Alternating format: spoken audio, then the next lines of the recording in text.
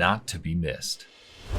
This Friday, October 21st, Daniela Cambone and Frank Giustra reunite for the most important interview of the year. It sounds like you're talking about a great reset, which just a few years ago were conspiracy theories. Let me ask you an explosive question now. Are you talking about, is this the great reset? I'm absolutely certain that we're heading into a global monetary system reset. Tune in with Stansberry Research. Hi, this is Daniela Cambone. Welcome back to the Daniela Cambone Show here on Stansberry Research. And do not turn the channel or click off. You are not watching a repeat. E.B. Tucker is back in studio with me here in New York City. E.B., you apparently hate doing interviews, but you just keep coming back for more. Round two. Round two. Yeah, we had unfinished business, I guess. We did, and yeah. I want to thank you for bringing me coffee. You understand how specific and picky I am when it comes to my coffee. I think you may have just brought me a New York City winner here, so thank you. Yeah. Okay, we have a lot of ground to cover today. A lot of folks wrote in after the last interview, and there's some lingering questions. And one of the feedback that came back was that, look, of course life is great for EB. It's easy for him to say, go to a Fish concert. Yeah. But they want to talk about Metallo. So let's start with that because, as we're speaking now, we're around $4. Yeah. Trading at an all-time high of 13. Right. So they're saying life was good because you got in early. No, it's not. It's actually not true. Let me. We got to set a few things up here. Metallo was not one of these companies where people have like 2-cent stock or something. Okay, if you go back to the original way the company was put together, it was a company that anybody could have bought for about 80 cents US per share. That's the adjusted price. And you could have bought it for like months and months. And I was out there telling people to buy it, and I bought it. So I'm on the board, which means when I buy the stock, I have to make filings. Now, I bought the stock yesterday. I probably bought just under $100,000 of stock since the 1st of September. And people can look at that, and they can see what I do, because anything I do, I have to file. That's the law, right? So if people should look and see what's EB doing with his money, okay? Because, I mean, why would EB be buying the stock in the market now? Why would he be doing that? So you have to understand something, is that I had a hand in creating Metallo and building the company. So 28 transactions and still more underway. And I don't know how many royalties we have, like maybe almost 80 or something like that, right? So we have a lot of royalties. And I'm very, very, very happy with the company because we've never had to write down the value of something we bought, which means that we're very frugal with how we acquire these royalties. When the stock was $13, a lot of people read my book, okay? Because in my book, Why Gold, Why Now, I explain exactly why we built this company. Like I tell you all the secret details of what we did, right? So that you can understand why I would have bought over 500,000 shares of stock in the market. Why do I keep buying the stock? It's trading now for about half the value of all the assets in the company. When it was 13, it was trading for 2.5 times the value. Now let me just make that ultra simple. That you've heard of a PE ratio. Okay, so it's the same thing with this business. It means that as far as a PE ratio or a value to the value of the assets of the company, it's about 75% cheaper now than it was when it was $13. And the problem is we're in a culture where everyone wants something to gamble on. But this is not a time to gamble. You have to say, what do I own? Okay, so I own the stock of this company, which means I'm an owner of this company. And I sleep fine at night. As you know, I'm kind of doing fine. And it's not because I'm super wealthy or something and I don't care about money. I very much care about money. I mean, I'm spending all my time in the markets and doing all these things, and it's not a charity operation, okay? So I'm not putting $100,000 into a company where I'm on the board, where I'm heavily involved, because I don't care about making money. In fact, I think I'm going to make a lot of money. And the reason why I think that is because you want to buy these royalties when things are cheap, when they're cheap. And there's been 8 acquisitions in the royalty business. 8 acquisitions in 16 months. That means that they're running out of companies to buy. The big companies are running out of royalties to buy. Meanwhile, the stocks are hovering at all-time lows. Now, everybody says they want to buy low, sell high. Do they really? Because I'm involved, and I don't see the same behavior. I think people wanted to buy at 13 and then they I would agree wanted with to that. gamble. So the reason I want to lay that out to people is you got to say, what do I own? Am I happy with what I own? Because we're in a time right now where things are shifting. This is a very different era that we're going into. Are you alluding that you've had suitors for Metalla? Well, of course, I wouldn't be able to tell you that if that was the case. But what I'm saying is you look at all the companies that have been bought. Nomad was bought by Sandstorm. Ely was bought by Gold Royalty. I could go through all these companies. But one at a time, these companies have been picked off. Now, you got to understand something. Metalla has no big shareholders. In fact, I was with our largest shareholder yesterday, who's right around 5%. That's the biggest shareholder. These companies that were bought had huge shareholders. Nomad had a really big shareholder in Orion, and that creates some different scenarios. Metalla is a company for the average person. I bought the stock in the market. You can buy the stock in the market. It's available. It's not some deal for insiders. And let's just zoom out and look at the mining landscape as a whole. It's been rough, really terrible, rough, right? Awful. When this thing kicks into gear, okay, do you remember 2016 January? All right, so what happened, I want to remind everyone about this. What happened was in 2015, you would go to the conferences, to the mining, and you were worried that the mining executives might commit suicide after the conference because it was so bad, no one would buy the stocks. It was awful. All of a sudden, January, about the third week of January 2016, the gold price and the stocks kicked into gear. The gold price maybe only went up a couple $100. It was not that much. And the gold stocks went totally bananas. I mean, they went so high, so fast. It was crazy. I remember, like First Majestic was up almost 10 times from the low. Okay, so these stocks went nuts.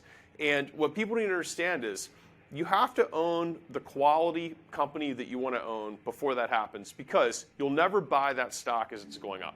You'll never buy it because you'll say, it'll come back, it'll come back, it'll come back. And it's not going to come back. It usually doesn't come All back. right, so, but why did Brett Heath and I create Metalla? Because when you own royalties, you don't have any sort of meter running. You don't have the clock is ticking for the mining company. The energy prices are going up and it's making mining expensive. The labor people are striking. The First Nations people want money. Metalla has none of that. The royalty gives you time to wait. From your experience, I just want to bring up what you said there, because this is an important point for everyone that attends conferences and is always solicited, like, I got a tip for you. You got to get in this stock. Yeah. Are most of those stocks one-hit wonders? And I don't want to name specific stocks here, but we've seen the names that have just gone from whatever 10 cents to $6, and then it's like it's gonna happen again. Okay. In your experience, how often are they able to hit that bullseye twice? Almost zero. So, and the question, what you have to do is you have to flip it back around on people and say, how have your results been? Okay, usually not that great. Okay, a lot of these companies have very little substance, and if you really dig into the details, they are capitalizing on a fad, and that's sad, but it works really well. You go to the message boards, you see company keeps reinventing itself. It does whatever's possible, and I'm not picking on my industry. What I'm saying is, I bet you don't see someone on the board writing a book about the company and then buying stock constantly. It's very rare. So getting back to E.B. Tucker, you're in Metalla, you're in Nova, you're starting a carbon streaming company, but outside of this, are you investing in anything else in the mining space? No, not in the mining space. No, I think we're on the cusp of a transition where you're not going to want to own the stocks that ran the last 10 years. Okay. Everybody's saying, when can I buy Zoom? Is it time to buy Zoom again? Because this is going to go back up. It's not going to go back up because we're shifting into a different era. And if it's an era like I think where we're going to want to own real assets, this is going to be a time where the royalties are going to explode in value. If I'm right about this, if the gold price goes up $300 or something, you don't make much money on gold. That's 20% basically now. if the gold price does that, the value of the gold royalties expands at a much greater rate because you have 30 or 40 years of production and you don't care what the oil price is. So on that note, Yeah. I thought we would play a fun Okay. game with you. I did Yeah. this a few months ago with you. So Yeah. I have some pretty big names here. I want to know what you would do. Would you buy? Would you hold? Would you sell? And for how, like, Okay, for a week or a month or a year, or what's am I just an average? No. Let's do 6-month timeline. Yeah. Average investor here. Just your general thoughts on what you would do, what you would personally do, because people care about Yeah. what you do. Yeah. Apple. I've seen that logo before. Okay, so Apple, I think, is going to be a lot like Microsoft in 2000. It's a powerhouse company. It generates tons of cash. Did you know they've bought back like 40% of their stock, which is kind of crazy. But the problem is that you can have a great company and the stock can go down, right? So, or it can go flat. It can go sideways. Okay, so Microsoft, if you bought it in 2000, took you like 10 years before you actually made any forward progress, and it was an amazing company. So Apple, I think the problem with owning Apple is that you're at the end of this epic run, and you might just go sideways, and you can do better things with your money. All right, next, Yeah. there we go, Apple. Amazon, we see the pictures, Jeff Bezos frolicking with his girlfriend in Rome these days, Yeah. but he still put out a warning that tough times are ahead. Yeah. What do you do with Amazon? Yeah, so Amazon, what you want to get out of the way for is all the unionization. You know, we're going into this period now where unionizing is coming back. We haven't seen this in 40 years. So what happens when Amazon workers are saying we're not going to work till we're in a union? Yeah. How does that go for the company? They thrive on low cost. So I think you see Amazon under pressure. All right, Yeah. next, Netflix. Are we down 60% on Netflix for the year? I mean, do people really like paying The subscription for these? issue. Yeah, I mean everybody out there. Think about it. What do? You go through your charge card and you say like, I don't want to pay for all this stuff anymore. Right. And you're going down. So Netflix is spending tons of money on content. I mean, this stock is dead. It's flat, sideways. All right.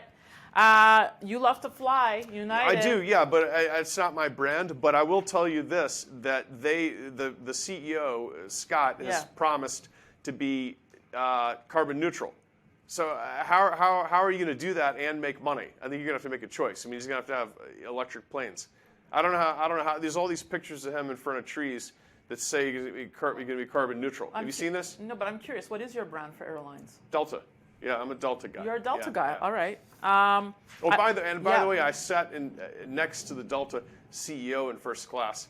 It was pretty interesting. I mean, at the time, he was borrowing money in the European bond market at 2%. He was telling me how great of an idea it was. I said, well, are you worried the rates might go up? He says, why would Where were you flying? Why would the rates go up? Salt Lake to Atlanta. That must have been Yeah. interesting. All right. Well, I had to put in Okay. a minor there. So Barrick. Yeah, definitely not. Barrick is, I think, one of the best gold companies, but Yeah. the problem is that I think the oil price goes to 100. That's probably a quarter of the cost. I think it's very hard to find labor, and I think that the gold miners are having a huge problem because they've spent nothing for 10 years to speak of finding new gold.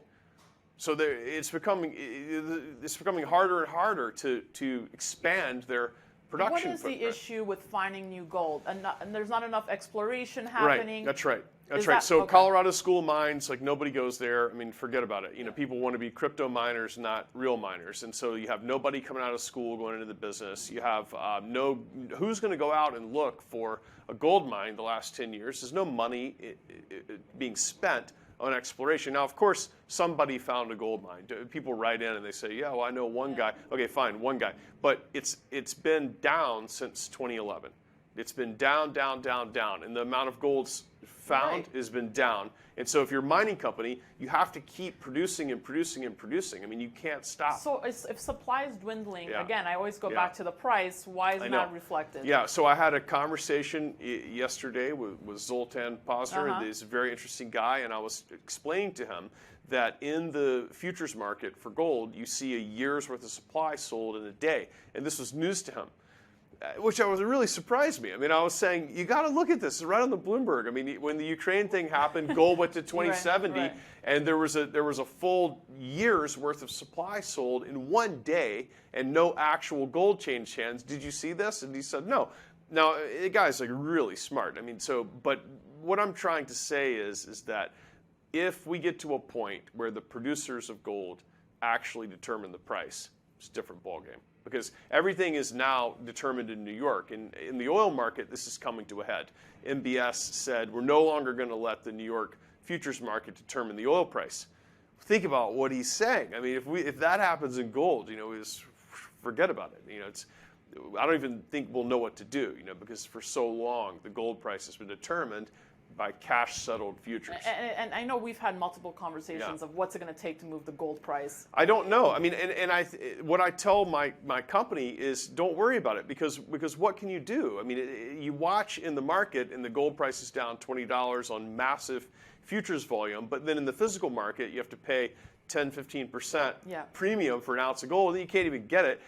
And so I say to people, what can you do? You just buy what's on sale, okay, and sell what is too expensive, and don't worry about it because the thing is this sorts itself out in the long run. It really works itself out, and when it does, it's too late. So for you, you should have a mix of some companies in the mining space, once you've done your homework, and physical gold. I don't like mining. I mean, look at I Am Gold just sold a big asset yesterday that I think is a really nice asset, and the stock was up, almost 20% or something like that, which it's been so down for so long, and the company's had a lot of trouble, and it's got really great assets. But here's a miner that's trying to get its act together. But now here's why I'm telling you this.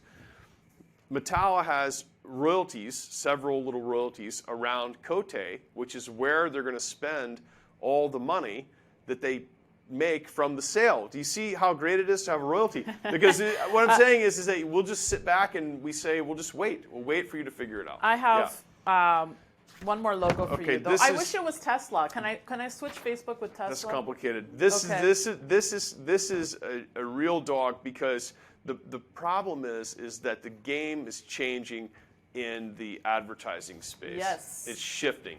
And if you have this and you're betting on virtual reality and all this stuff, it's a big problem. And everybody's trying to pick a bottom. Do you notice that? Oh, it finally bottomed out. It went up. You wouldn't touch it? I wouldn't touch it. You wouldn't touch it. Okay. I wanted to just bring up this electric cars. Yeah. Because we saw the latest headlines. BMW plans to invest $1.7 billion in the U.S. to produce electric cars. Obviously, a huge move towards electrification. Sure. Should we be looking at battery metals here? Well, so what's complicated is you're back into this scenario of declining supplies. The copper supply does not look good. You have issues in the biggest two copper mining countries. Right. Chile and Peru are the biggest ones. Then, I don't know if you saw this, but nobody wants Russian copper. Right. So Chile's state-run company compelling story for copper. It's crazy. But then the copper price is just lagging. And so, again, the thing I like about royalties, I have a big position in Nova Royalty, which I'm on the board of. The thing I like about royalties is that there's so few copper mines in the world, and you get a royalty in these things, and you have 100 years of mine production coming ahead of you. And I think it's a better way to play it because, to your point, all the signs point to how are you going to make these cars. I mean, I don't know if people know this, but you need a lot of petroleum to make the electric car. You need a lot of copper. You don't need the lithium is like, it has the name recognition, but it's kind of a different piece of the equation. It's harder to bet on the lithium, but you need nickel for the larger cars. They have different batteries for the small ones. So I mean, the royalties, what I like about it is that I don't have a gun to my head. If I'm running a mining company in that space, or if I'm running the automobile manufacturing company, there's a huge amount of problems. And I cannot invest in something like that because I don't want the pressure. I mean, you want to live your life. Okay, this is EB's life things. You want to not be disturbed in your life. Okay, so there's things about those businesses that become disturbing because you have all these labor issues, and then you have all these things that are boiling right now, and you're stepping into all that as a stock investor. And the stock investor only benefits if the profits come in. So, I mean, you have all these headaches to deal with. And I don't want to deal with these headaches because it's very stressful. Well, on that note, I'd like to wrap with EB's life philosophies because that's something that resonates well with our viewers. And a lot of people writing in, dying to know from our last interview, why you're not on social media. They want you on Twitter. So I am speaking on behalf of the folks at home.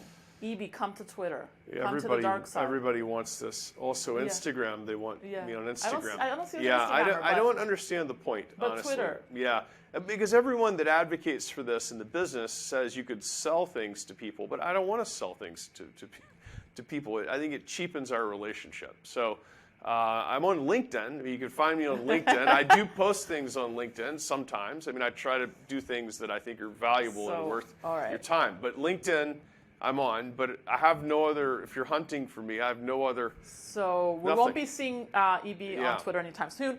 Okay, you mentioned books that you love that changed your outlook. I don't expect you to name all of them, but are there like 2 you recommend that you just read that you like, that folks should be looking at? Well, I have this little book in my briefcase called The Zen Teachings of Homeless Kodo. It's about this guy who had no temple, and it's like 2-page stories. And the reason I like this is because one of the big secrets for me in being able to manage all the things we're talking about and all the things going on in the world is having times of quiet. So I'll take 5 minutes and put my phone on Do Not Disturb, which I hate the phone anyways, you know, and I'll read, a 2-page story. And every single time I feel different when I'm done. The stories are funny, all these things. I mean, this guy was like very humorous. He was very stern as a teacher, and he said things that made people uncomfortable. And I think they're funny. And so then when I put things back on, my perspective has shifted. Like I've kind of, dog is in a fight, and you got to like break them up. That's how I feel like it is with life. You need breaks. You have to take your eyes. And if you notice, everyone is on the phone, right? You see this? So, and I'm always thinking, what are they doing? I mean, this morning I did Pilates. It was a group of, maybe there was like 14 people or something like that. It was all women and me. Anyway, afterwards, everyone is immediately on the phone. And I'm thinking, what could have possibly happened while you were in the class? I was going to say, that's a pretty good dating pool for you. Only you would guy think, in the class. but I think they're not sure what I'm doing there because it's, One thing I love to talk to you about, and we can wrap with this, is, we have kids around the same age. And I always like getting your insights of how you're raising them and whatnot. So when you said no one wants to go into mining, would you encourage your kids to look at the field you're in? No, I would not. Yeah, I mean, I'm encouraging them to be beatnik artists is really what I'm pushing on them. And I think it's funny because they don't know what that is. They're listening to me, and I try to explain to them that life is short. What's the point of all this stuff that I do? I mean, what you got to understand, I think you probably know this, but I don't have a television, okay, and I don't have any social media. So what do I spend my time doing? Reading and studying and talking to people and learning. So I've been learning for 25 years, all right? Do you know how much stuff I've read and consumed and thought about and places I've been and dinners I've had with people? If you added up all the stuff that I've learned about in 25 years, it's like you couldn't fit it in this room.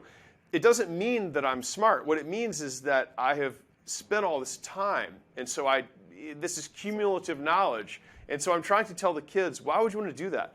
You'd be so much smarter if you would just like play ultimate frisbee or something and goof off and seriously. But you're a fun dad, right? You're not. I don't. Are you a fun dad? You have to. We'll bring my son. Okay. He'll tell you. Yeah. He's got some funny things that that he says. Like so anyway, he's kind of aggressive. He's not even 5 yet. But anyway. What I'm trying to do for my kids is I'm trying to give them a neutral life experience where they can see things and experience things. But the last thing I want them to do is what I do for work. I think it's torture. I mean, because you can't ever stop, and it's constantly challenging, and you have to use all your time is spent doing this. And like we talked about before, is that then you try to engage with people to have relationships. It's very difficult because you value your clarity and the quiet times and all these things, and you're in a world of people hooked to the phone. I'm telling you, it might be better to just be goofing off and coasting your way through life. Going seriously. To a fish concert. A lot of fish concerts. Not for me, as you know. Yeah, drawing or writing poetry. I mean, the arts. I mean, think about it. It's really fun. You don't have this whole way of this cerebral life. It's not for everybody. Well, I appreciate you stopping by, and if you don't mind, I'd like to bring up that Friday. I say this to you because you're friends with Frank Giustra. Yeah. And I'm dropping an exclusive interview I had with Frank in Oviedo, Italy, where we talk some pretty deep stuff. Yeah. So check that out. I like Frank, and Frank once cooked me a pasta dinner from scratch. Isn't he the best? It's amazing. I was blown away. He's having conversation with me. He goes, "EB, how are you doing?" I mean, it was the most personal thing. I couldn't believe it. I know. I always say he's the most down-to-earth he's very billionaire. personable. So watch that, and if I can plug, we will be in Boston next week for our Stansberry Alliance conference. So we're going to have a lot of great interviews, including the Facebook whistleblower. Wow. Yes. Yeah.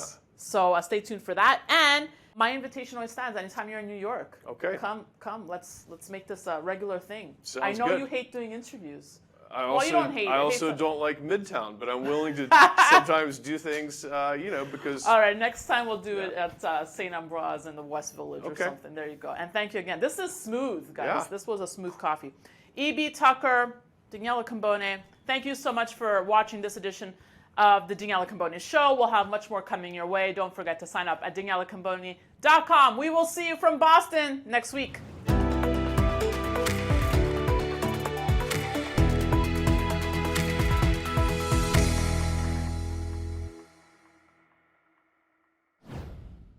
Opinions expressed on this program are solely those of the contributor and do not necessarily reflect the opinions of Stansberry Research, its parent company, or affiliates.